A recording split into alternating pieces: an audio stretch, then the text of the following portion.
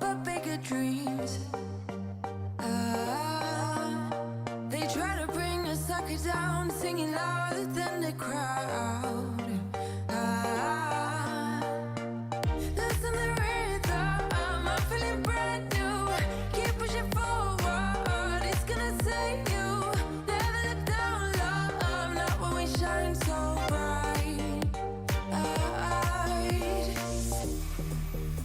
The sun is getting warmer, but when we soar away among the clouds, the sky is just a border. But when we're floating up like helium,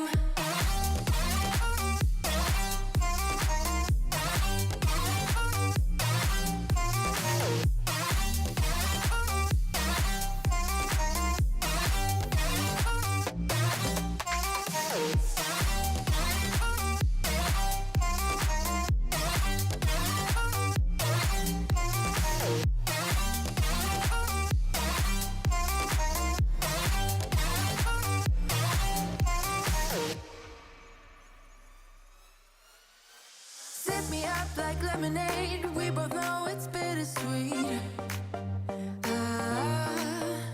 The sorrowness will bite your tongue. No one is forever young. No. Listen the rhythm, I'm feeling brand new. Keep pushing forward, it's gonna save you. Never look down, love, not when we shine so bright. I know the sun is getting warmer, but when we soar away among the clouds, the sky is just a border.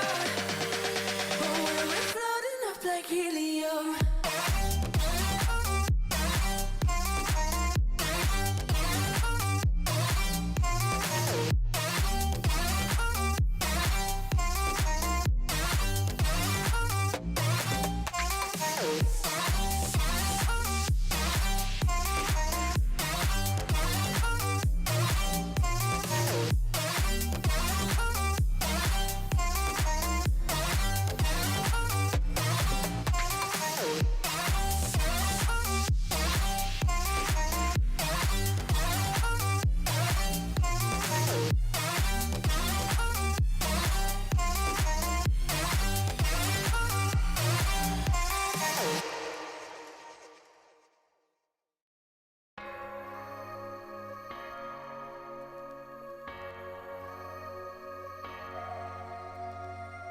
I'm thinking back on all those times when I felt closed off from all that I could become. Eager but too scared to climb.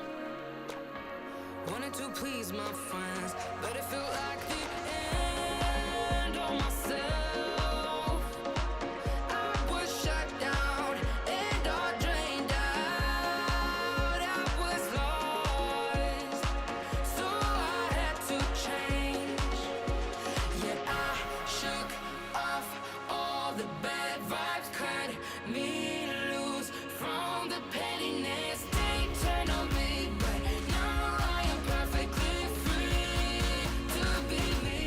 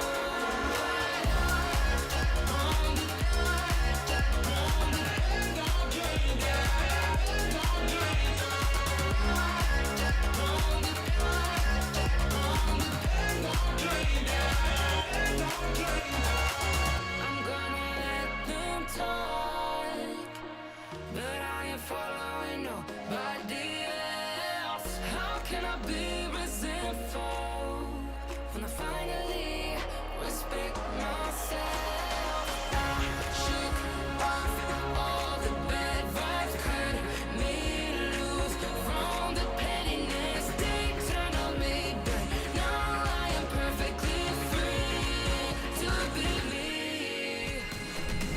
This is who I am. This is who I am now. No matter what they're saying, this is who I am. This is who I am now.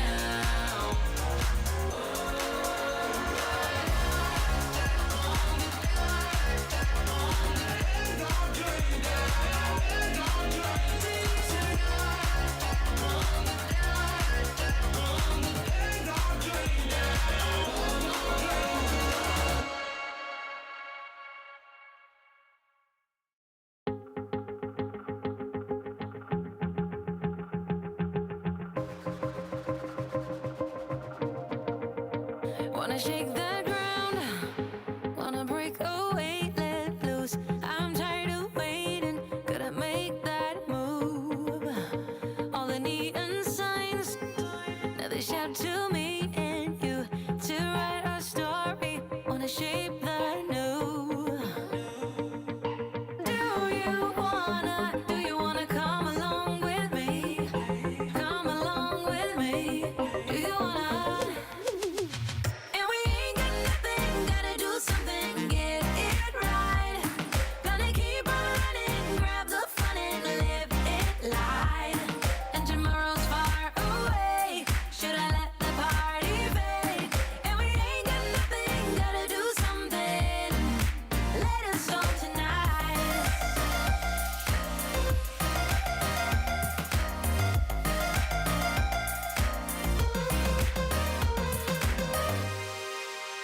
Got a restless mind, and now I won't let go. So let us be crazy before we're cold.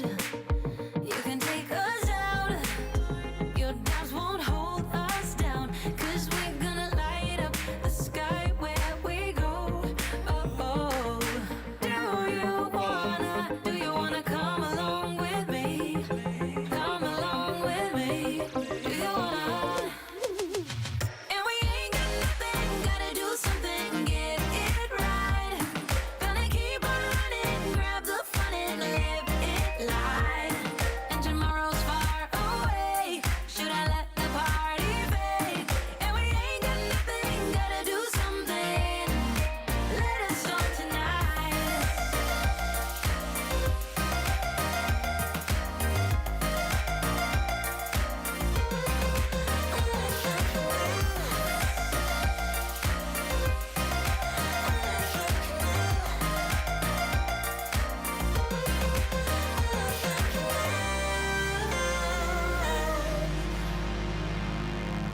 I'm gonna let my hair down, I'm gonna take control.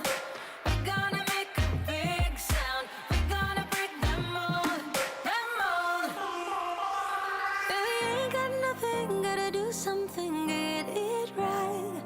Gonna keep on running, grab the fun and live it life. And we ain't got nothing, gotta do something, get it right. Gonna keep on running, grab the fun and live it light. And tomorrow's far away, should I let the party fade? And we ain't got nothing, gotta do something, let us start tonight. Good morning, streamers. Let us own tonight. Let us own tonight. I want you to own 2021 today. As we dig into things, I am going to dig into 23 different lessons that I've learned. I could just keep going, and I was adding more like all morning. So, but before we go, I want to say hi to everyone. I saw James say earlier he's here to learn. He's here to learn. Why? Why didn't it go there? Why didn't he go there? Oh, I know why I didn't go there. Okay, I screwed something up, but that's okay. Dance channel coming in a few days. No, not the dance channel. Now, come on. I changed my eyeliner, so thanks. That's funny.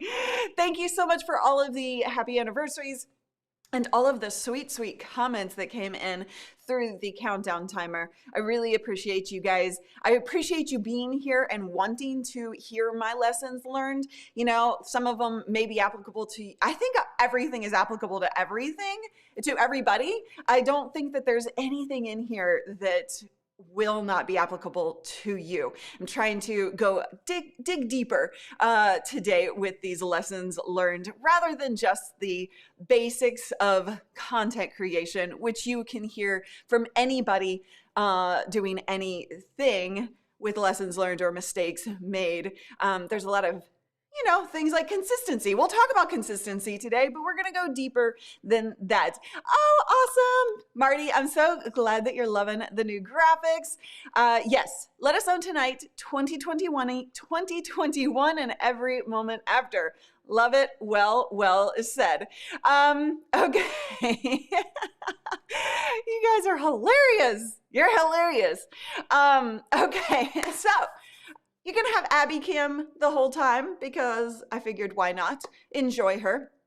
Are you guys ready to dig in? Give me a big yes in the comments and we'll get going with the lessons.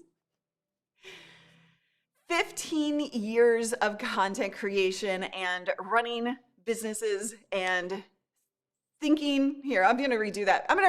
Hold on. Redo. Oh, geez. You can't redo live, but you can. Okay, I say a bunch of yeses. 15 years of content creation online and running businesses, and I have learned a lot. I have done a lot of things right. I've done more wrong. I have built 4 different brands, been in 3 various types of partnerships. I've done over 6,000 videos, if my calculations are correct, whether those are live or recorded. I've built an audience of 2 million followers. I've lost that audience of 2 million followers. I've had to start from scratch twice, complete scratch. I have been sued. I didn't do anything wrong. It was a power play and a scare tactic, and it worked on me way back then, and now I know better. I have been shuffled around the world and had some amazing experiences, all paid for by other people. Been to, I think, 5 different countries, and really have created amazing connections and relationships with my audience and people who I now consider friends. So, like I said, I have done a lot right, but I've done more wrong. And so today I wanted to give you some lessons learned. And I'm going to go deeper here today. I don't want to just give you the lessons that are kind of surface level and will help you grow. I want you to dig deeper. So I'm digging deeper today. And if you guys have lessons learned from your own content creation and business, lessons learned over your years, please do share in the comments. I would love to hear those, and I would love to add those to the conversation as well. So I've got 23 lessons for you. Whew, it's a lot. So let's get down into business. If you're new around here, please do type new. I would love to meet you. And if you are new, then you don't know me. Hello, I'm Laria Petrucci from Live Streaming Pros, where I help you create professional live video that is uniquely you. And I am so looking forward to this conversation. I see a bunch of people saying new who aren't new. You guys. But here's a great comment from Ryan. Fail equals first attempt in learning. So true. All right, so let's get into the lessons. Lesson number 1, play a bigger game. The truth is, we tend to, as people, and certainly in our content creation and in our businesses, we tend to play a smaller game. And I'm using Amy Porterfield's language. She has truly taught me how to play a bigger game. That's been a big theme for her over 2020. And I have really learned a lot from her stepping into her bigger game and watching that process. and she's taught me how to do that for myself as well. You tend to be afraid of growth, but that's the wrong thing. Like, we want growth, but we don't want to, as Katy Perry says in her song Roar, you're afraid to rock the boat and you don't want to make a mess, to paraphrase her. And it's so true. We don't play a bigger game because we're afraid to play that bigger game, because it challenges us, right? It causes waves when we step into our bigger game. Now, this year, I certainly decided to play a bigger game myself and had to make choices and really, really, really hard decisions. Some of the worst decisions I've had to make, or the hardest decisions I've had to make. But I needed to do so to play my bigger game, and so that others around me could play a bigger game as well. And the truth is, when you do step into that bigger version of yourself and step up and challenge yourself, people might say mean things. People might not like those things that you are doing, because it actually scares people to play that bigger game themselves, right? But it is not the end of the world that those things might be difficult. I want you to do it anyway. I want you to play your bigger game, as Amy Porterfield says, right? I want you to step up and challenge yourself over the next year. I want you to do it anyway, even though it's hard. All right, number 2 is you are the only one stopping you. This took me 40 years to learn. I'm turning 40 in a month. This one took 40 years to learn. You are the only one stopping you. I have blamed others far too long, far too often for, and some of you who know my personal story know that I was in, really bad relationships my entire life. I've blamed other people for acting badly. And I can't do that anymore, because the truth is, even if you don't know you're doing it, you have to become so self-aware that you have to realize people can suck, people can do bad things, but it's all down to you. If you allow that in your life and in your business and in your content world, then it's all on you, right? So I took way too long to learn this one, but I want you to fully hear me out on this. You are the only one stopping you from achieving the goals that you have set or the dreams that you have. So if you, that it is a harsh reality, right? It is a harsh reality, and something that people will fight. How many of you can agree to the fact that you've probably blamed others for things that haven't happened? Epictetus said, it's not what happens to you, but how you react to it that matters. So if you do not take 100% ownership of you and the responsibility that you have, then you're always going to be a victim. You're never going to achieve what you want. So I don't care what disease you have. I don't care what obstacles you've faced in your world. You are the only one stopping you from succeeding. That is one of the biggest lessons that I have learned. I turned 40 for the second time this year. Yeah, I totally agree. Like, I'm not sad about turning 40. I love the fact that I'm about to turn 40, because I finally know what I want, what I need to do in my life, and who I am. So I am not complaining at all. But I still stop myself, even though I know that I'm the one doing it. And it takes work. Yes, we may know that we are the ones stopping ourselves, but you have to be intentional about the things that you do, say, and act on, so that you are taking that ownership.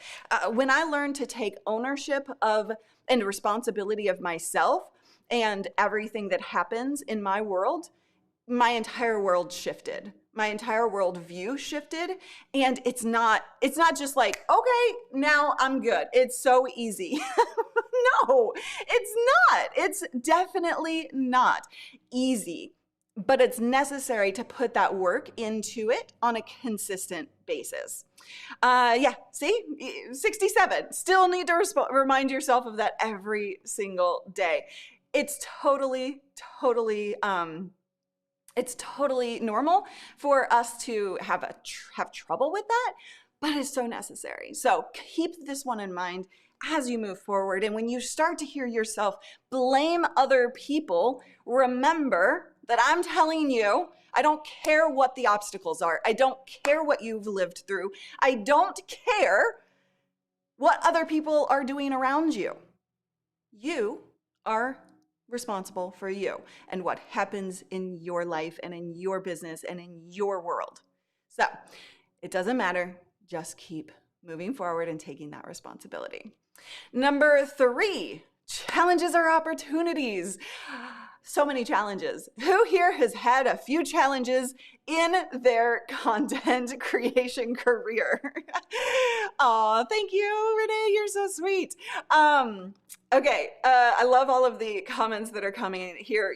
To whom you blame, you give the power. So well said, Christian. I love that. Yes, so well said. So challenges or opportunities. We've all had challenges. We have challenges on a daily basis. But the biggest thing, I used to be so afraid of the word change. I used to be so afraid of challenges that I didn't know how to deal with them. My mind logically, I'm a very logical, practical person. And so anytime something comes up, I'm like, how? That's the first word out of my brain. How? And that's not the first word that you should be thinking about, right? You should see a challenge, whether that's your YouTube channel growth, whether that's a challenge in showing up every day, whether that's a challenge in that you have in scaling your business. Whatever challenge it is that you are facing, don't be afraid of those challenges or that or the change itself. I don't remember if I just said change or challenge, but different can be tough. Different stuff happening in your life, change is super tough. But in my experience, every single major challenge I have faced has made me a better person, a better content creator, and a better business owner. Every single challenge I have faced. If you can realize that challenges give you the opportunity for growth and for new and better things, then change can't hurt you unless you allow it to, unless you buckle under the pressure of changes or challenges. And I'm using those two words interchangeably because people don't like the word change. And so I tend to just say challenge, but in reality, challenges are often changes. So let's not be afraid of that word. Let's embrace that change and those challenges. Because if you allow yourself to buckle under those, then you will be harmed by them. But the opportunity is that you actually can soar, you can grow, you can be better in everything that you're doing for your content creation, for your growth of all kinds. And so you don't allow it to hurt you by embracing it, by moving fluidly through it, right? And by thinking about it as an opportunity. Exactly. If you're not changing, you're not growing. Sharing your challenges can also help your audience connect with you better. Abso-freaking-lutely. Yes, yes, yes. And challenges in life are what give us purpose. Well said. So you guys are right along with me. Is this helpful so far? Let me know. I see a lot of people who are kind of like, yes, yes, yes, yes, yes. But is this helpful to kind of step back and see these opportunities or see these lessons learned? Number 4, you are a business owner, so act like it. Okay, if you're just starting to create content, I want you to go into that with an entrepreneur mindset. I want you to start creating content. Maybe you're doing it just because you're passionate about that content, but what if you focus on approaching your content creation as an entrepreneur? That is going to change your world. I created content and had businesses for 10 years before I acted like a business owner, before I acted as if I was an entrepreneur and made decisions around that. 10 years. I waited. So please do better than I did. While I was making money and I had businesses, I kind of screwed that one up. I waited way too long to embrace that for me. So I want you to act as if you are a business owner so that your content is better, so that your content actually does grow your revenue, so that your audience growth is more effective. Everything that you're doing is going to change and be better and more effective if you actually approach it from that perspective. I didn't screw it up. I took a bit longer to step into the role. I am so glad that you needed to hear this stuff today. Yes. Okay. And I get that. Like, I get that feeling of like, I'm not a business owner. I'm not an entrepreneur. I'm just creating content. So wrong. So wrong. Number 5, consistency. Now, this is one of those things that everybody talks about, lessons learned, mistakes made. Oh, we weren't consistent. I want to go deeper with this because it's not about just consistency in creating habits by showing up the same day, same time every week. Yeah, that's important. And that is going to change your growth pattern if you are consistent. But going deeper, you have to not only be consistent in the time that you show up and the dates that you show up, you also have to be consistent in how you show up. I got to figure out what's going on with my camera. My capture card must be going out or something. It's 2 days in a row that it's done that. Good. Okay. So what I was saying was, you got to show up consistently in how you show up. For example, we often think, oh, I don't feel like it. I don't want to go live or create that video. I don't feel like it. I don't care. I'm sorry. I don't care how you feel. You know why? Because if you don't show up consistently in your energy and the way you're delivering the value to your audience, you aren't going to grow. So, a little bit of tough love today in some areas here, but I don't care how you feel. I can be so tired, drained, even depressed, or on my period, cramping. I don't care. Like, I can have so many things going wrong. And yet my goal every time I step in front of this camera is to show up consistently for you in my energy, in my value, in the way I come to you. And it actually makes me happier once I'm done, by the way. That whole thing of like smiling even though you're sad. I can only remember one single time I literally could not show up on camera because of how I felt. Went through one of my partnership splits. Something happened like right before and I broke down crying and I literally could not show up on camera. And that was the only time that I can remember in 15 years where I didn't show up consistently. And this is not me like bragging. This is me showing you it doesn't matter. Through being sued, through having really, really bad partnership splits going on, through things being said to me right before I go live, all of that has to go away because I got to show up consistently for you so that you get what you showed up for. And that is what grows your audience. That's what creates loyalty. So you have to show up consistently, not only in times and dates, but the way you are. Okay. Right. When the vet is calling her, I was still showing up. Oh yeah, that was a bad one, right? Okay. Walking the talk. Well, that's the thing is like, I have had moments where I'm like, I don't know. Literally,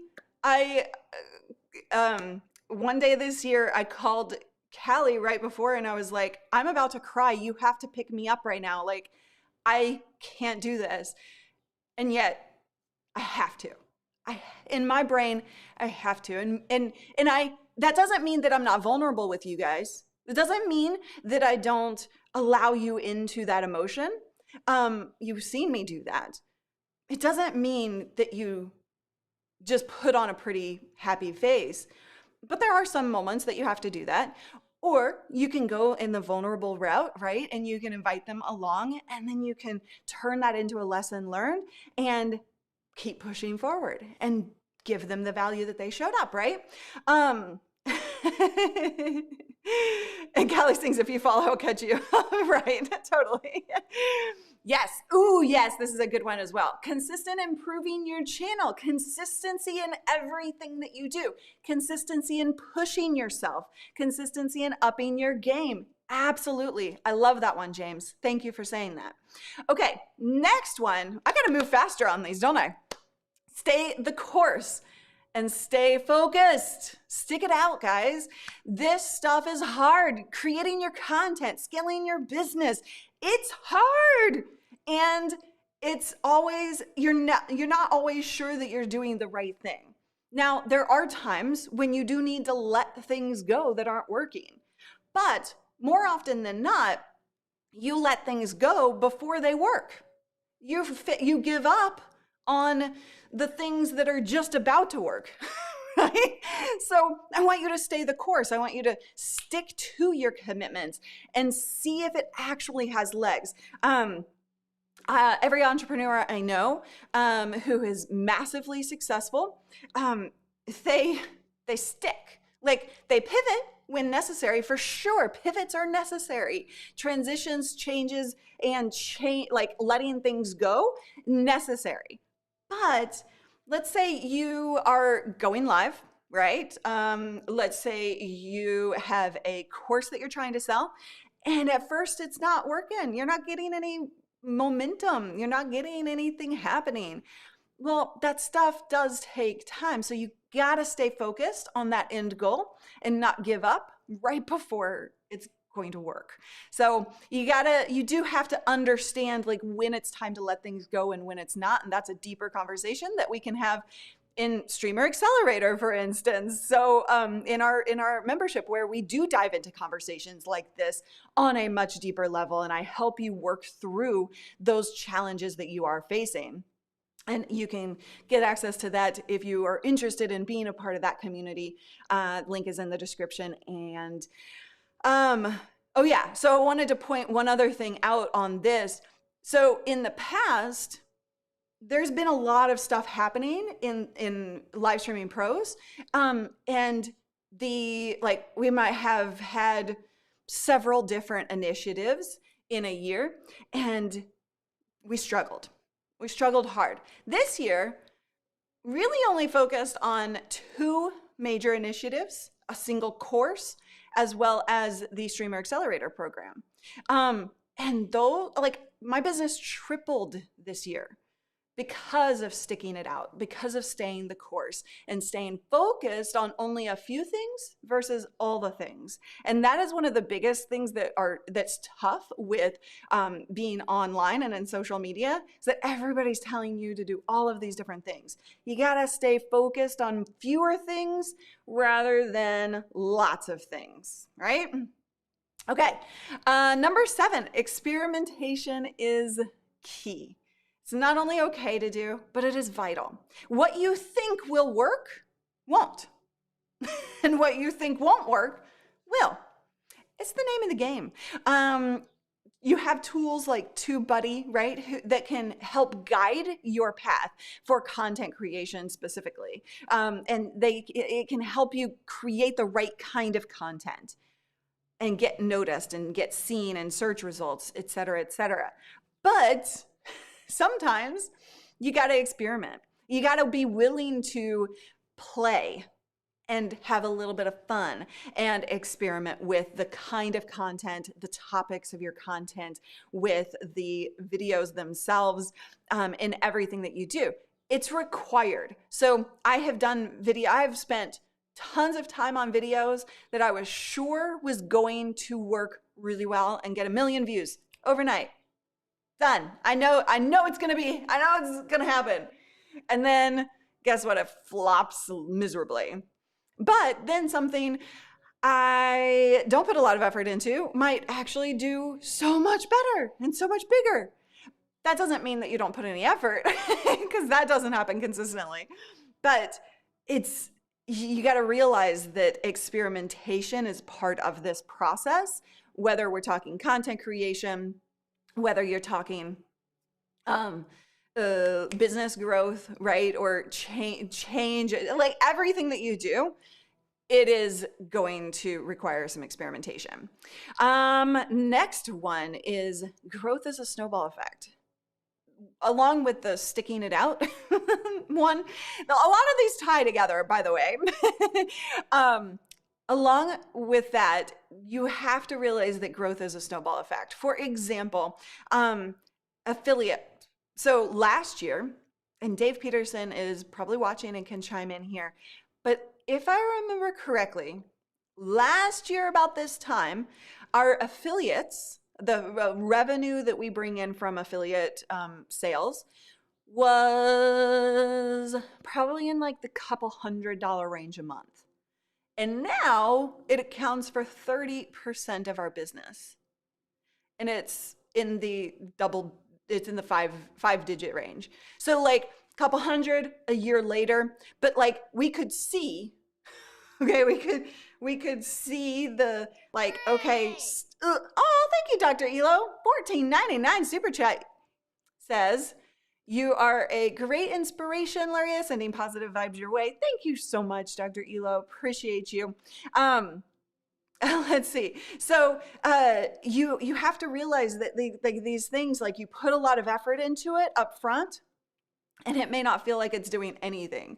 A couple $100 last year, I think. Did he respond? Did he respond to that? I think that that's pretty accurate. And now 30% of the revenue, and we're a multi-six-figure business. So you realize that stuff, it just hits. All of a sudden, boom, now it's working. Now it's snowballing. Now it's growing each and every month. Also, try new things, right? In order to get that snowball effect, you got to be willing to try some new things. For instance, graphics for us. You guys love our graphics that we sell.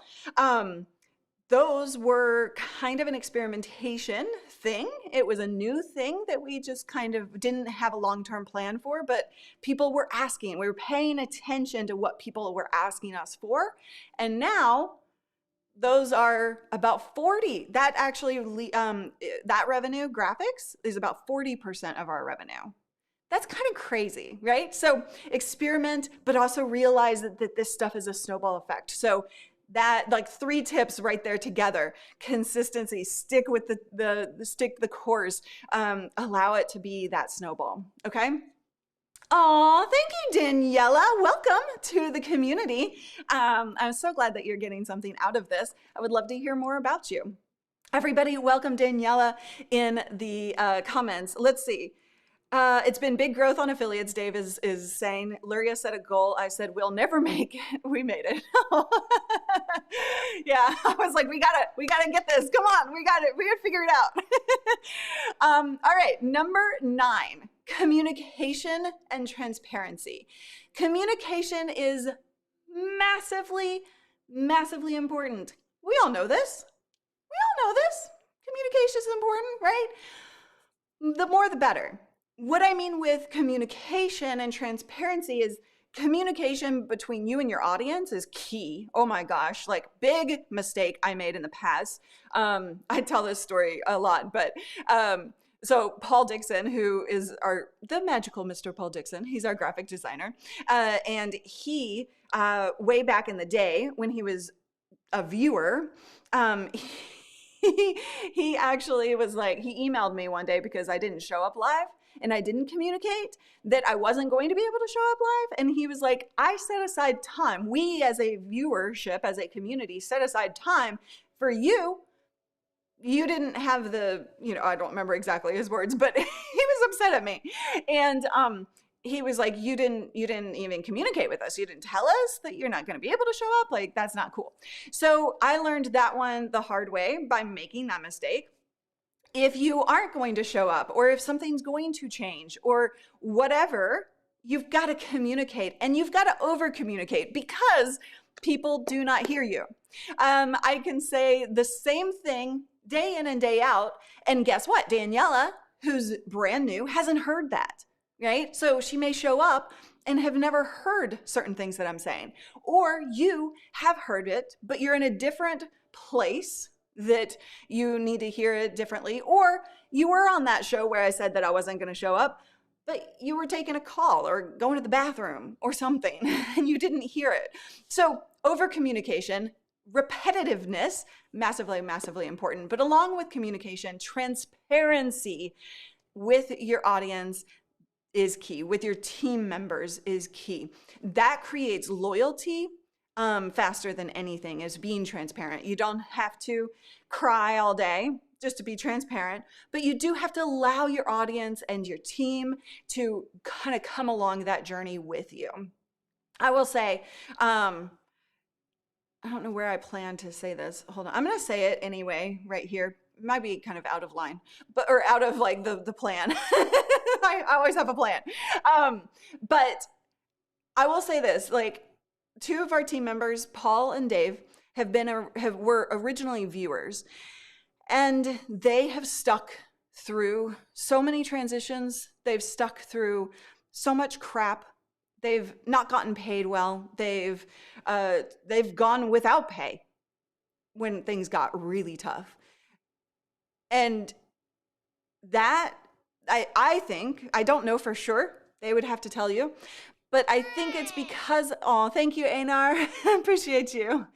I think that it's because of the transparency, the connection, the willingness to treat them with respect, and just be transparent about where I am in that business, right? I actually fired Dave. I fired Dave once. He didn't go.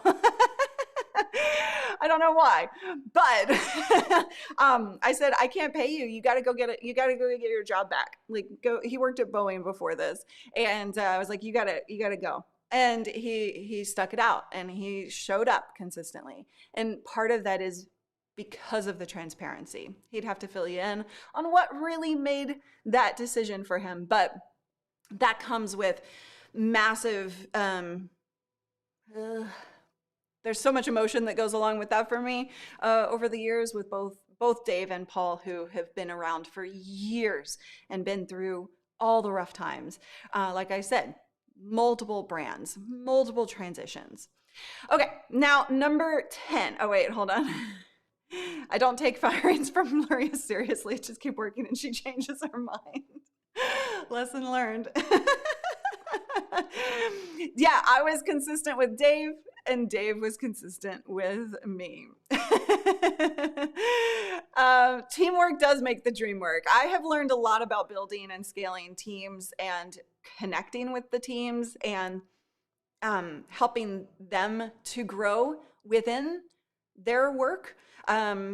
Dave is a great example of this again. He started off as the editor-in-chief, and now he's, we don't really have a good title for him, but he runs all of our ads and analytics and drives the business forward from that perspective. And but he didn't think that he could do that. And now I'm going way in like a different direction than I planned. But I don't think he had a lot of confidence in being able to do different things than he had in the past. And we've shifted, we've grown together, we've explored new areas. And so as a business owner, that's been one of my biggest lessons learned in terms of encouraging people to grow into their bigger selves and play their bigger game. Going back to tip number 1. Right? No. don't know that's, yeah. Dave just didn't want to let a stapler go. I'm pretty sure that's the case. Okay, so number 10, personality wins every time. So I talk about this a lot especially with the uniquely you side of things that I talk about, but people come for the content, but they stay for you. They are attracted to you and your personality. And oftentimes people don't realize this and they get frustrated by it. When you tweet, I want you to, whatever platform you're on, Facebook, Instagram, Twitter, whatever, I want you to actually do this over the next week. I want you to do a business related post, and I want you to do a personal post, a picture of your dog, a frustrating moment you had, something that you ate, picture of the kids at Christmas, whatever. Then I want you to go back and compare those two posts. You will get more on the personal side of things. And that's not only okay, it's just part of this whole world that we live in. People are connected to people, right? And so you must embrace your flaws. You must embrace the embarrassing stuff. Like the dancing, right? The countdown timer. That's become a big thing. I dance during the countdown timer. I was scared to death to dance in front of people because I don't dance well. Like, it's not like I'm a good dancer. I just enjoy dancing. But that's a flaw to me, right? I don't think I do it well. So but you have to start embracing those things. And people show up early just to hang out and dance and jump, as John would say, right? You will always get more traction with the personal stuff than the business content, the value that people are there to get.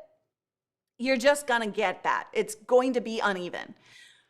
And so you have to learn to weave that stuff into your content so that your content can be, it can have more take, right? It can get more attention because it has that personal stuff inside of it. So weave it into it. Hey, how are you, John Fun? I came to a different country and danced in public. Well, yeah, that was part of me getting over my fear. All right, number 11, do not overcommit. Holy cow, I gotta move faster. Oh boy. Don't overcommit, guys. You want to do all of these different things. I often get asked by people who have never gone live before, should I go live every day? Well, yeah, that's a really good way to get past the fear of live, for sure, which is why we have the Lita Challenge twice a year, live every day in April and August. It works, but that's a challenge. That's something you can do for a short period of time. But don't overcommit yourself. Don't commit to going live every day before you know if you can handle once a week, if you can handle that commitment. And also with this, the biggest thing, one of the biggest lessons I've learned a lot from Michael Hyatt, but one of the things I've learned that has transitioned my world is everything is an experiment. Okay, you guys who are in Streamer Accelerator, you saw how we announced the pods. That's an experiment. It's not something we're committing to long term, because anytime I've said, all right, we're doing this, and then maybe something changes and then it feels bad, it's a negative to pulling back from it. But Michael Hyatt always says, put it as an experiment. This is a test. The fact that I'm going live 5 days a week, the fact that I'm going to do a new video, add a new video every week on my channel. Like, it can be an experiment. It can be a test until you figure out that you are able to commit to that, and then you can fully commit to it. Don't try and commit to too many things all at once. That's a big lesson learned. My team knows this well. I am always like, I'm going to do this and I'm going to do that and I'm going to have this done by this date. And I fail miserably often because I overcommit. Don't do that. I'm working on that on myself. So working on it. But I have to be better at that like for the team because it screws everything else up, right? So it's not only commitment to your audience and in public, but commitment to yourself, commitment to the people who work with you. Very, very, very, very important. Yes, yes, having 4 YouTube channels breaks that rule. Because when you do overcommit, you tend to, your focus is scattered and you don't tend to put the effort or the right amount of effort into a single thing and allow that to grow, right? Yes, try it, see how it goes, tweak or move on, repeat. That's life. It is super easy to overcommit. Don't do it. And I'm telling myself that one. I'm still working on that one. All right, number 12, transitions are inevitable. Those of you who have been around, I see a bunch of names who've been around since like day one of my content creation back in 2005. I have been through, like I said at the top of this, have been through so many transitions, and I used to be scared of them. You got to embrace transitions. They are inevitable. Things will change over time. You will change. Your content will change. Your desires will change. The people you work with will change. And you want to hold on to that transparency through transitions so that people are feeling like they are going along the journey with you. So my biggest transition mistake was when I moved in 2015, when I moved from Callie Lewis to Luria Petrucci, my name. I stopped doing tech news and reviews and started teaching video and live. I did it very, very wrong. Like I just kind of like changed, done, transitioned, but I didn't bring people along for the journey. And so now that's a lot of what I teach, is helping you bring your audience through transitions of any kind. They will feel more connected. They'll feel more loyal by you telling people like what's going on, by you being open about how things are moving, right? But I've also learned how to transition well, finally this year, and have more of a positive attitude. So in the past, when transitions have happened for me in my business, or content, I've kind of always been like, this is a big deal. Like, this is change. That doesn't work well. But positivity, looking at opportunity, determination to make it a positive thing for your viewers, that worked. And I will be really honest with you guys here, and this is a little fresh of a situation, right? But we have had a transition or announced a transition that's coming. And for the first time ever, there hasn't been a backlash. There hasn't been negativity around it because I finally learned how to do it right.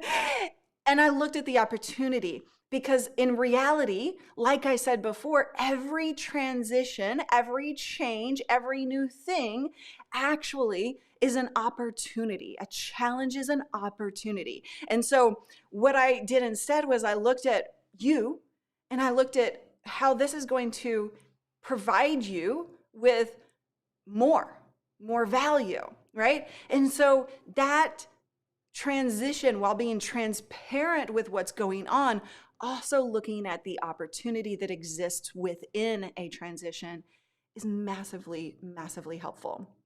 So I was pretty shocked at the lack of negativity with this. And that is something that I think that you guys who are in Streamer Accelerator, let me know if that's something that you do want to dive into. I believe I've asked this before and you all have said yes, but transitions are a part of life and content creation and business. And I feel like that you guys will actually, you could learn a lot from all of my mistakes in that. And that's such a deep, deep, deep conversation. But in Streamer Accelerator, we can totally, totally tackle that. Well, thank you very much, Jim. I appreciate that. Yeah, it's been a road, that's for sure. It's been rough, but it is not it's not a bad thing, right? Yes, please. Okay, good. I'd enjoy that. Fantastic. Okay, let's keep going. Number 13. Contracts are not just a stupid legal form. So, contracts, the legalities of running a business, I honestly never really put much oomph into that, or much resources, time, effort, none of it. Because again, it took me 10 years to even act as a business owner, right? But contracts are not just a stupid legal form that you just can get by without.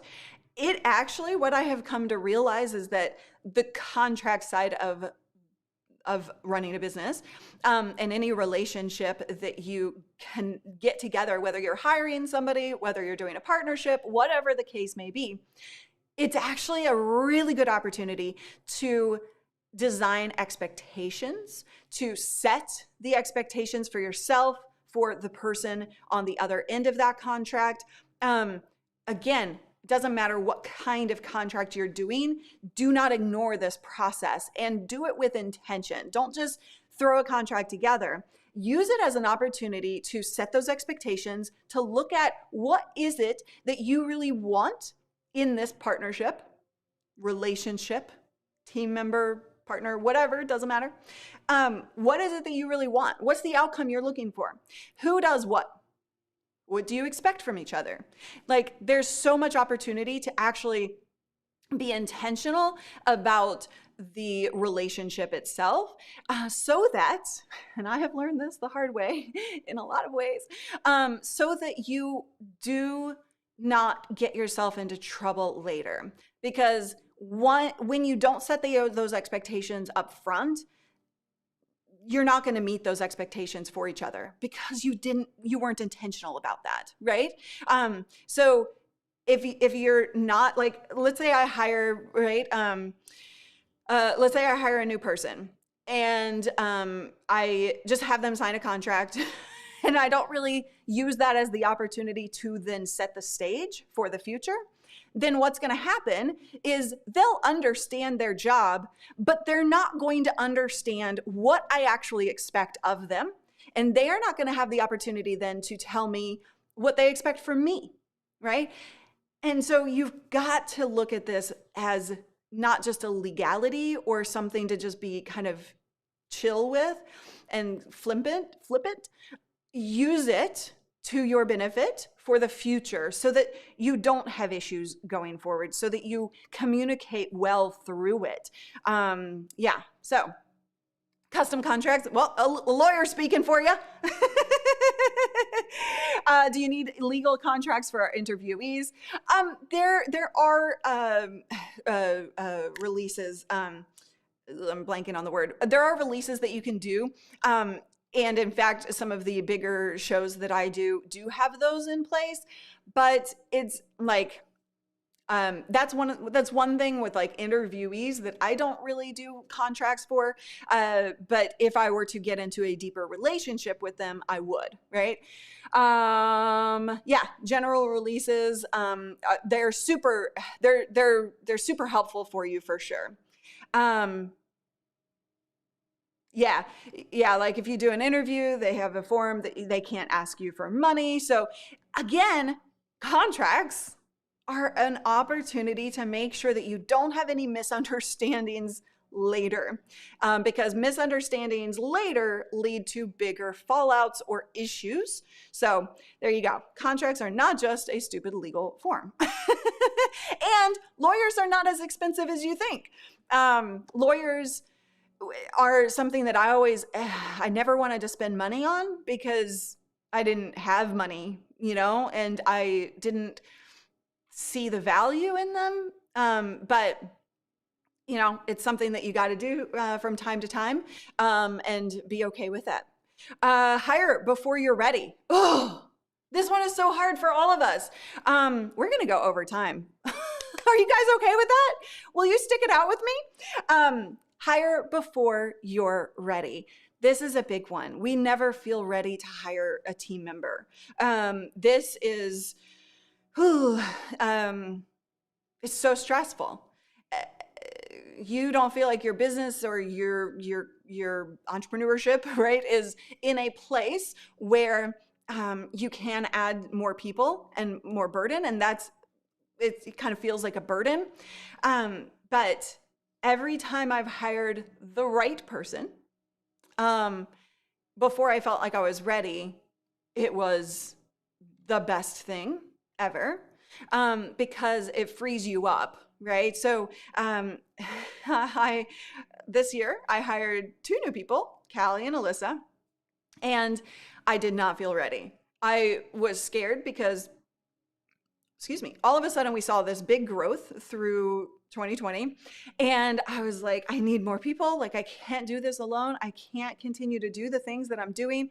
I need to offload some of this stuff. But I was scared. What if this is a fluke? What if business is going to drop? What if? But it was the best thing I ever did, because they were able to allow me to focus on the things that will keep growing the business and make sure it doesn't drop, right? Now my time is spent more on, and I still have things that I need to offload as I'm able, but then my time is more spent on not the logistics or the things that other people can do and do better. By the way, speaking of which, Kelly is a perfect example of this. Ads. I've always written ad copy. I'm the copy person in this business. But Callie's are actually performing better than mine at this point. And so I tested this because she is so vibrant and full of personality. And I was like, she writes really well. Like, she writes with personality. So let's see. Let's just test it and see what happens. And like, her ads are now performing better than mine, right? So you have to realize that you need to let things go, and you need to hire before you feel like you're ready. If I hadn't done this, I guarantee you the growth would have been a fluke, because I would have been focused on doing all of the things and not the right things to keep growing that business. Next one, charge more than you are.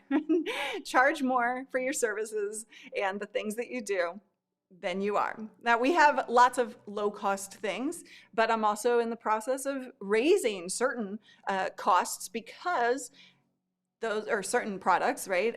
Because it's worth it. Like, the value that people are getting, I'm always going to over-deliver and under-promise. And I was scared to raise the price of Streamer Accelerator, for instance, and it actually didn't hurt us. So that's a really scary one of which we can dive deeper into for sure. Yes, finding the right person to trust to help me out is a big issue. Yeah, for sure. It's part of that hiring process that's a little overwhelming. I think I've shared this inside of the Streamer Accelerator group. My ad to find Callie, I wrote it with intention to find the right person. And that was the first time I ever did that. And it made a massive difference, because it drew that ad, the way it was written, it drew the personality that I needed. Basically, I needed to clone me, and she's better than me. So it works. And so you've got to be very aware. Caleb, welcome to membership.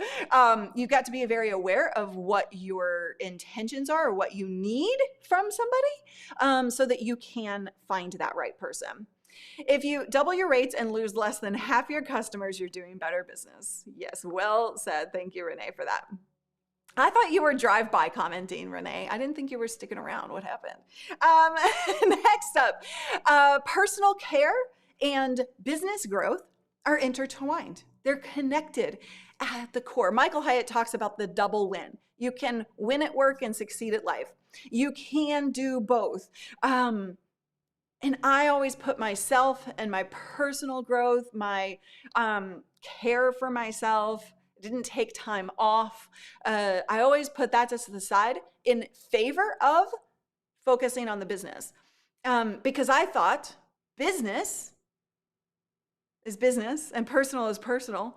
And if I just put everything into the business growth, that's going to make it all awesome. So wrong. So wrong. Okay, that is not right at all. The moment I actually started taking care of myself and taking time off is when the business grew. So remember that. Don't sacrifice your personal well-being for the growth of the business, because they are connected. They are intertwined. And when you take care of you, you can show up bigger and better for your business, which will grow your business. So, ask for help. I'm not very good at this one. Can anybody agree with me? Like, I am terrible at asking for help. I am like always like, I got this, I can do this. I'll just do it myself. I'm really bad at asking. But it is necessary. And the times when I have asked for help, and even when it was uncomfortable for me to ask for help, was when I got the biggest results. That's pretty powerful, right? Because you can't do it all alone. You can't hold all of the burden. And sometimes you need that outside perspective, right? I now pay for advice. I believe massively in paying other people for that support, for that help, for that advice, so that I can make better decisions and get over challenges quicker and find the right way. And sometimes their advice may not be the right advice for me. But what I can do is I can see that that's not necessarily the right advice in this moment, but that advice leads me to the right path, right? So sometimes, you got to step outside of yourself. You got to ask for that help. And I would highly encourage you, pay people for that help. I think that that's something that I wasn't willing to do for so long. I was like, there's so much free information out there. I got this. And then the moment I started actually like investing in myself and investing in that advice is when I started seeing bigger growth for sure. Yes, exactly. It's hard to read the label when you're inside the mayonnaise jar. So important, and to see other people's perspectives, because they have been through things, right? This is what we're doing here, right? I've been through all of the mistakes. I've been through so much crap, but it helps you. It helps you, hopefully. Personality brands are hard to scale. This is kind of a counterintuitive one for me to share, because that's what I help you build, is a personality brand. I want your personality to be a massive focus of your brand, because it is how you connect and it is how you grow. But at some point, it is going to be harder to scale a personality brand. And I'm facing this right now. And there are some things that you've seen me do recently this year in adding other experts, adding in new talent, adding in other faces, so that I can scale, so that I can take time off, right? So that I can focus on where the business is going. Because I spent a lot of time this year really diving into my vision of the future, and that's another lesson learned. Like, you gotta know where you're going, or at least, like, you're not gonna go exactly where you plan to go, because life changes. But you gotta have that focus or that intention of going somewhere. And so you gotta know what you want. And that will change and adapt over time. But so when I started realizing like where I wanted to take this business, I realized I'm going to have a really hard time scaling into that vision. And so part of what you see happening around here at Live Streaming Pros is to prepare for the future of scaling and growth, and me being able to focus on uniquely you in addition to Live Streaming Pros, right? So there are things that I need to do in my life to make me happy, and in the business to help you with more value and more powerful value, I should say, is where we're going with all of this. But I have to scale that. And so that's something that you need to be aware of. You don't need to do it right away if you're just starting out with your brand, but you do need to be aware at some point you might need to make some adjustments in order to scale bigger. If that's something that you want, right? Sometimes you may not want to grow past a certain point, and that's totally fine as well. Let's see. All right, I love all the comments. You guys are awesome with the comments. Okay, number 19, it's not about you, it's about them. That is one of the things you hear me say often, but nothing that you're doing is about you. It's about them. The content that you're creating, the streams that you do, the things that you say. It's not about you. It's about providing that value to people. How are they feeling about it? What value are they getting? What does it benefit them, right? And so connection is key in this process of saying, you know what? It's not about me. It's about you. Like, as a coach, because that's one of the things I do in Streamer Accelerator is coach people and guide people through their challenges. I feel like I have done something this just super recently in opening up. I'm not the only expert, and I've always known that. Like, I'm not the only expert, but our community inside of Streamer Accelerator is full of talented people and really like massive amounts of knowledge in various areas. And so one of the things that we're doing in 2021 inside of that group, Abby's finally moving, is to actually tap into other people and create those connections to allow other people to shine as well. Right? That creates even more loyalty. It creates better community. It's not about you, it's about them. So keep that in mind. Surround yourself with the right people.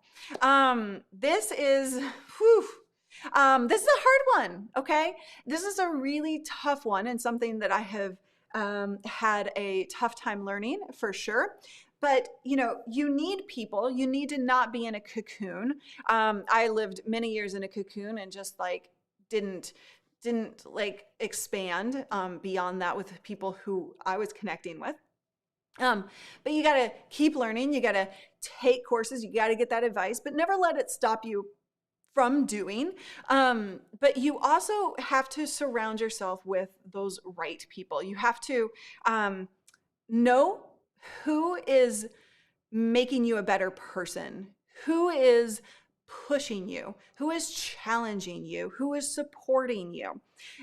The right people around you make all the difference in the world. And if you are not surrounding yourself with the right people to allow you to show up as a better version of yourself, as a more authentic version of yourself, and to play that bigger game that we were talking about before. If you're not doing that, you will be held back, or you will allow yourself to hold yourself back. And those choices can suck royally to shift who you're surrounding yourself with. But it is massively important. If you're not putting your well-being in front of anything else, then everything will suffer. So remember that. There's a quote, and I don't know who originally said it, John Lee Dumas says it in every podcast that he does, but it's from somebody else. You are the average of the 5 people you spend the most time with. And so those 5 people, and that those can be online community members as well. Like your community is one of those 5 people to me. They have to push you. They have to challenge you. They have to hold you accountable for showing up in your authentic self, your uniquely you self, right? So yeah, make sure you're surrounding yourself with the right people. Number 21, we're almost done. You must trust you. This was one of the hardest things. Aw, that's awesome. Thank you, Andy. I'm glad that's helping. But you must trust you. I have never trusted myself until this year. Really. I mean, at the end of the day, I didn't put the trust in me that I needed to. And this caused a lot of issues for me, but it was one of the best things that I ever did. You got to listen to other people, take advice like we've talked about. People will tell you what to do. People will also tell you who to be, who not to be. But at the end of the day, you have got to trust you. What direction do you want to take? Who do you want to be? How do you want to show up in the world? And that's the direction that you follow, as hard as it is. I am an Enneagram 3. And for those of you who know Enneagrams, the 3s, they say learn who to be at an early age. Like we all learn who the world wants us to be at an early age. But Enneagram 3s, me, which is the like achiever, I'm a high achiever. I want to do more and do more and do more. But we tend to like adapt to what other people around us are telling us to be, and we learn who that is, who achieves, or how do they phrase it? Like we learn how to be the person that other people want us to show up as at an early age. And that definitely happened for me and happened consistently over my life. But then that goes back to my earlier tip of you are the one holding yourself back. So you can't blame other people for setting those expectations or asking you to be somebody else or do things that you don't want to do. Because at the end of the day, you are responsible for you, and you must trust you and what you need and desire and want and who you want to be. So people will have opinions, listen to them, but don't allow them to put you on a direction and a path that you don't want to be on. You have to make these decisions for yourself. And I struggle with that so much because I don't want to feel selfish ever. But it's not selfish. I've had to learn that the really hard way multiple times over my life. It's like, you guys, I'm a slow learner. I'm hoping that all of these things help you be a faster learner and that you don't make the same mistakes that I've made. But I had to learn so many times in so many different ways, and I finally understand that putting you first and trusting you is not being selfish. It's actually allowing you to be that better person so that you can show up for people in a bigger way and help them in a bigger way. So yeah, that's a big one. Number 22, it's gonna be okay. There's always a solution to every challenge you face. There's always a solution. There always is. And it's truly, truly gonna be okay. When I was sued, I mentioned that at the very beginning of this, I freaked out. I thought, there's no way out of this. Like, what is gonna happen in my life? My world is over. And it wasn't. It's not a big deal. It's really not that big of a deal to be sued. But it's like everything that you might encounter in life or the challenges that you might face, there's always a solution. You just got to find it, right? Again, looking at those as opportunities. It's going to be okay. Everything is going to be okay. Number 23, your mistakes are lessons. Don't be ashamed of your mistakes.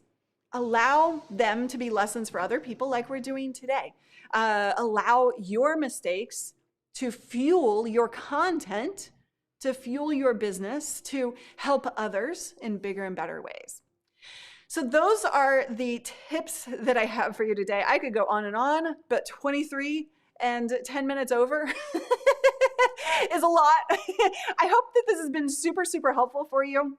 Let me know, what was your biggest takeaway from today? And as we go into Q&A, I want to hang out with people and ask and talk to them and answer their questions. But if you're watching the replay, be sure to show up live on an almost daily basis around here at 10 a.m. Pacific. I would love to hang out with you and get to have these conversations with you.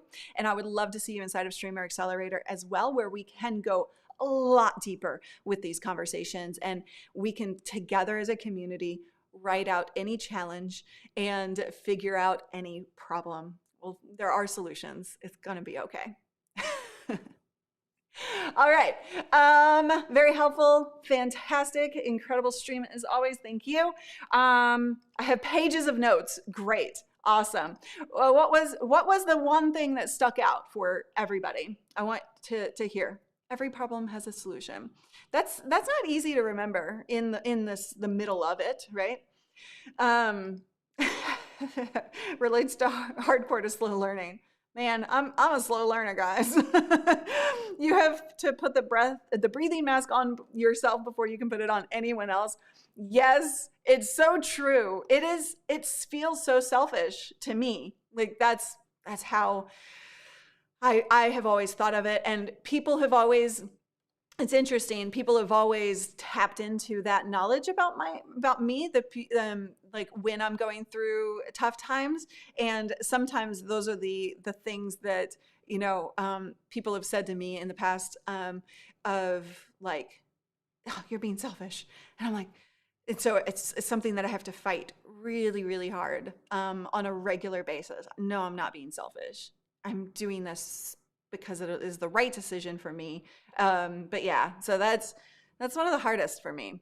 Fiona, you must trust you priceless. I have only just begun to get this in 2022. Yeah, it's hard. You always have the real me. As soon as I stopped Cali, but there was still a lot of me in Cali, but still, yeah, you guys are getting the real me these days. That's for sure. Question your choices, take advice, but don't second yourself to death. Trust your instincts. And on the Uniquely You podcast, which by the way, guys, is coming back in the beginning of January. And I'm going live inside of the Uniquely You group today to chat with you about why I had to take a step back from that. That's the second time I've done that, and I've learned something about myself this year that was really kind of hard to learn. But I'll talk to you guys about that inside of the Uniquely You Facebook group. But that podcast is definitely coming back strong in 2021. And that was relating to a comment that I threw, but I don't remember what comment was. Most helpful to me was 18. Brands are hard to scale. Personality brands are hard to scale. They are. But it's worth it. It's worth it to have a personality brand. You just have to do certain things at the time you're ready to scale past a certain point. Yay! Aw, I'm glad you guys are liking that. Be you. Oh, Enneagram. You like the Enneagram, huh? Biggest takeaway, don't be afraid to commit. Bloopers. What bloopers? Did I bloop? Is that a verb? Oh, consistency. So smart. Be so generous. Thank you, Larry. Thank you, Renee. Stop blaming everybody else for failures. That's a big one. I call problems challenges. Yes. Epic. Awesome. Takeaway. You must trust you. Yes. Oh, good, Lewis. Then, yay.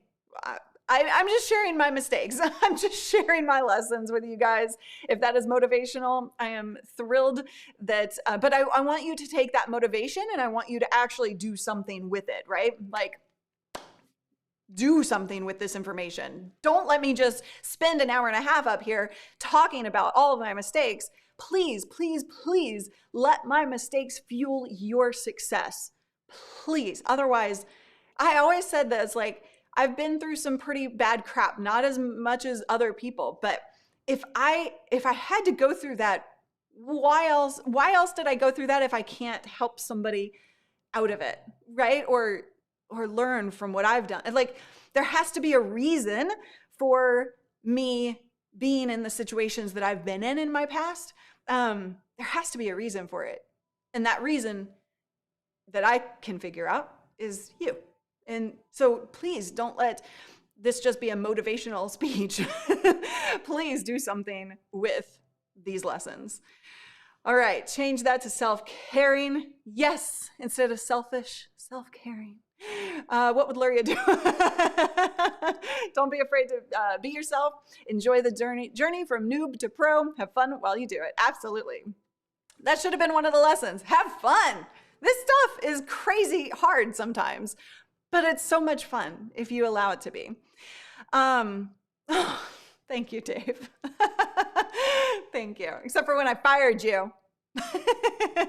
I've always heard tough times are always what plows the growth of our lives. It's what prepares the ground for growth. Well said. I like that.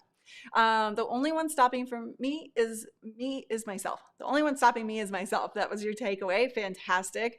Oh, yeah, the same takeaway. Jenny, super helpful. I just related to nearly everything. Thank you. I like the tip about transition because it's what scares me. I'm curious and do lots of different things, but I don't want to lose my audience because of that. Yeah. It's, you know, and this is like that topic of transition is definitely something I'm going to dive much deeper into in 2021 to help people understand like how to navigate transition. I just feel like that's something I've done so wrong in the past and so well in various times that I have a lot to say about that. So I want to definitely dive more into that. But just don't be afraid. Like, don't allow it to be a bad thing. Again, opportunity, transparency, bring them along for that journey and find the opportunity inside of it. And I think that you'll be just fine. Hey, Allie. Thank you. So maybe a whole video on scaling personality brands. Yeah, you know, I mean, I'm just going through that, right? In my business, is looking at scaling that. So I don't know that I have all the answers. I certainly will probably never have all the answers.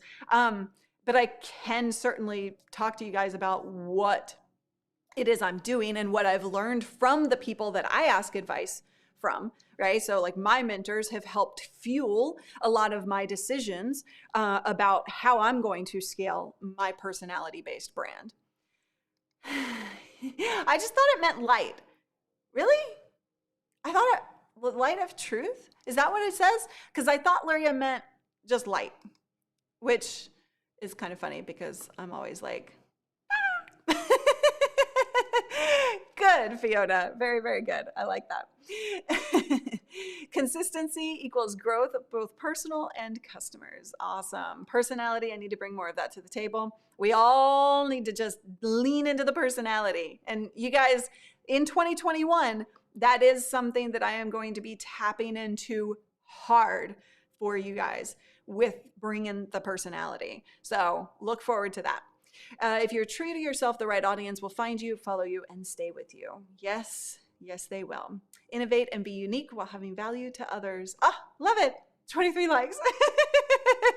Okay, I think there was another question. Sam Montoya, which hire would you say is the lead domino?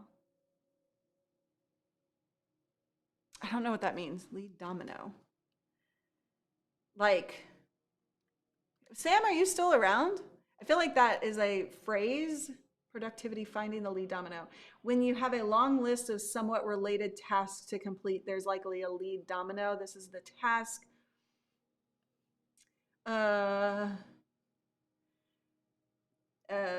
It's often not the easiest task. It's most time-consuming or difficult one that pushes you farthest outside of your comfort zone. Most often the important ones to get done. Related tasks to complete. If I understand this correct, basically it's like something that's super time consuming for me, but really important to get done. And so you were asking like which person on the team has that lead domino, like what I got off my plate. I could say that in a no, I don't think they're asking like what's the best person to hire.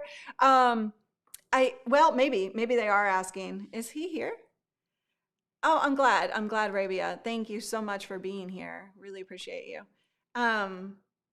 Let's see. Okay. I mean, I feel like, so in my business, I have Callie, which is the community care hero, right? Basically the community manager. But she does a lot. She also writes the ads now. And she is the connection point, which like every single team member has such different roles that it's really hard for me to say that without really spending some time to think about it. I think he meant which position do you hire for first, maybe? Maybe. Okay, I'll answer these two different things. When you have a long list of somewhat related tasks to complete, there's likely a lead domino. This is the task that when completed, make all the other tasks easier or irrelevant. I'm taking a long time on this one, am I?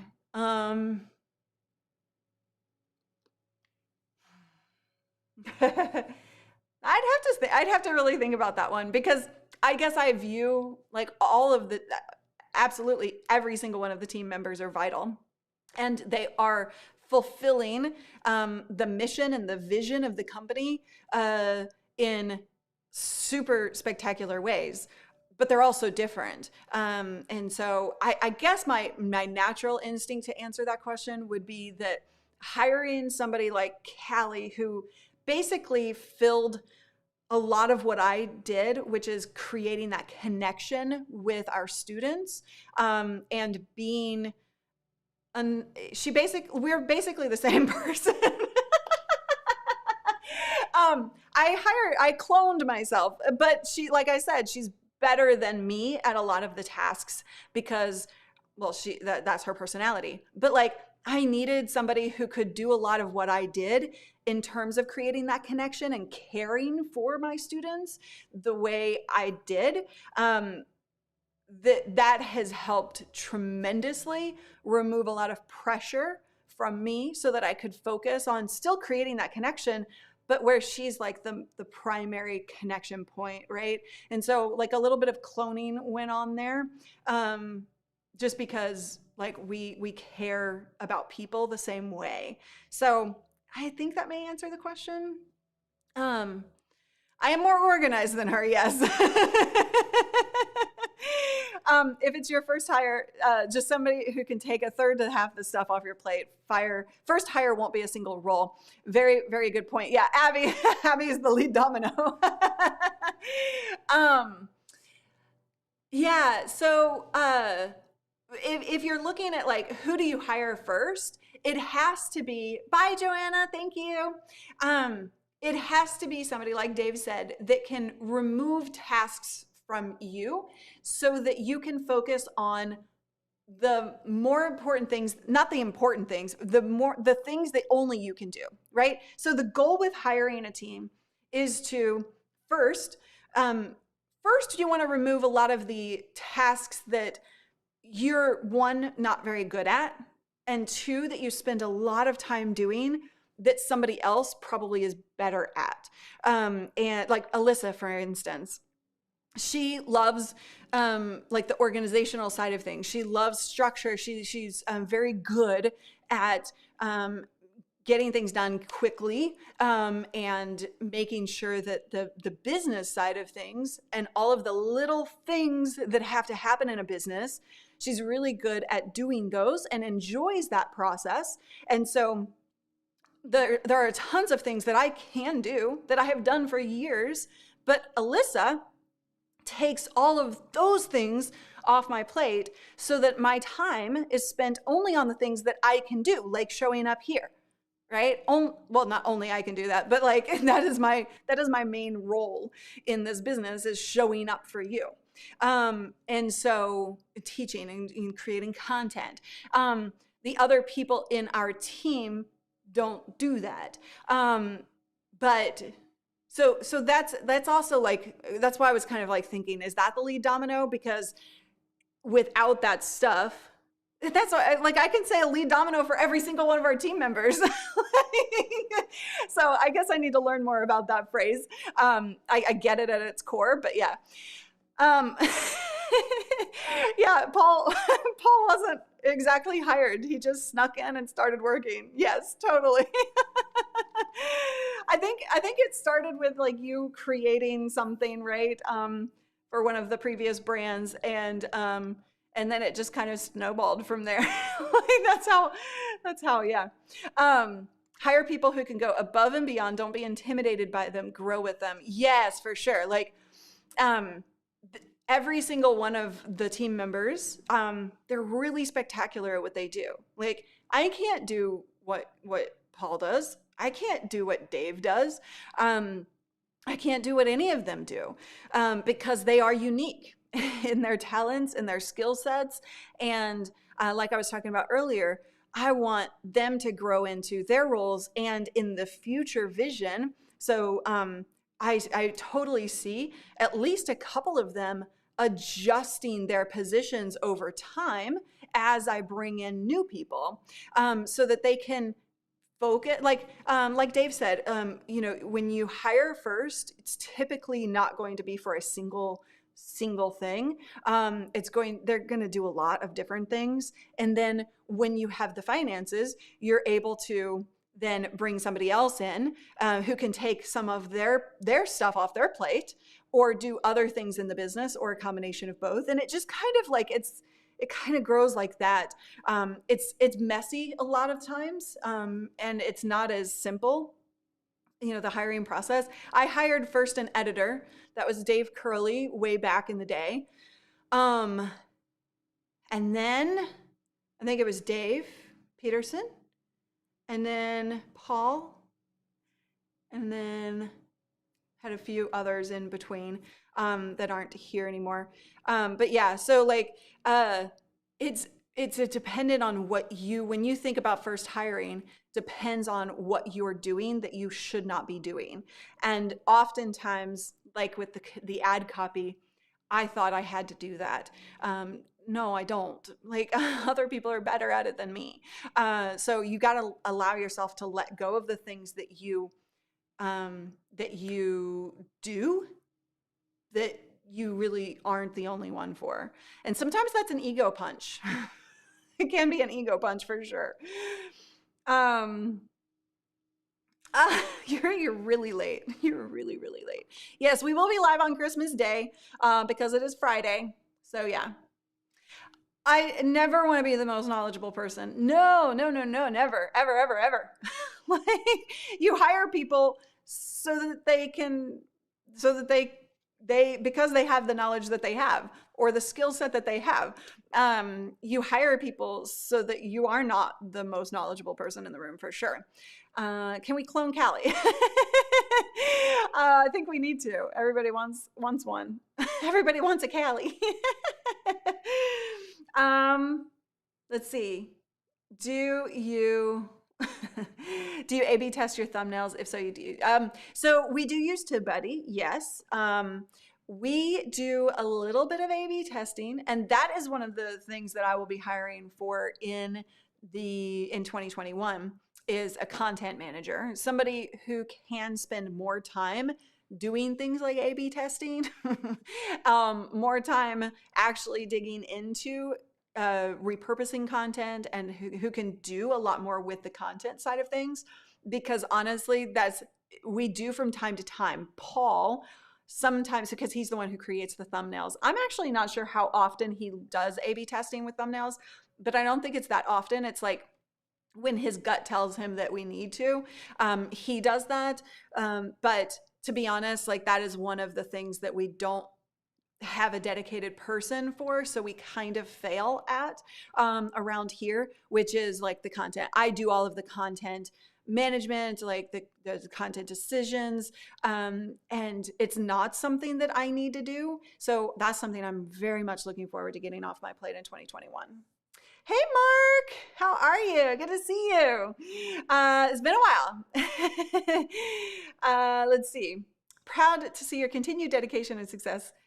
Oh, he'll still be around from time to time. Don't you worry. And you can just go follow Geek's Life if you want to see him on a daily basis. But yeah, you guys are, like I said, you're gonna get many different people and experts and knowledge and skill sets for the content around here. So don't you worry. He'll still be around as well. What is A/B testing? It's when you do like you put two thumbnails. In this particular case, you can do this with sales pages. You can do this with anything. But you upload two thumbnails to YouTube, and then it does the split work. So it'll send out like one thumbnail to half the people and another thumbnail to the other half of the people.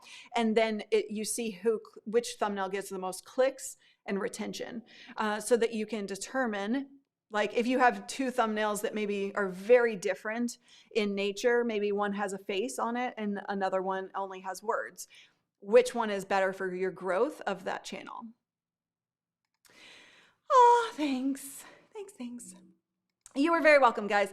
Thank you so much for being here, for asking great questions, for for listening to all of my mistakes and lessons. And I truly hope that you do something with these lessons. Don't let my mistakes just be mistakes. Please do something with them. Use them so that you can grow and find success faster. Because as we all have found out this year, or this show, I am a slow learner, and you can do it better and you can do it faster. So I look forward to seeing what you do with all of this info for sure. Not A/B testing, A/B testing, silly. Are y'all ready to dance this baby out? Thank you so much for hanging out with me today. I know it was a bit of a longer stream. Mark, yeah, right. Not. You're very welcome, guys. Thank you all so much. And we'll see you tomorrow for ATEM Mini, ATEM Mini Pro, and ATEM Mini ISO discussion with Photo Joseph. And then Friday, Christmas Day, we will have a stream as well. So if you feel like hanging out on Christmas Day, we'll be around. Thank you all so much. I will see you tomorrow.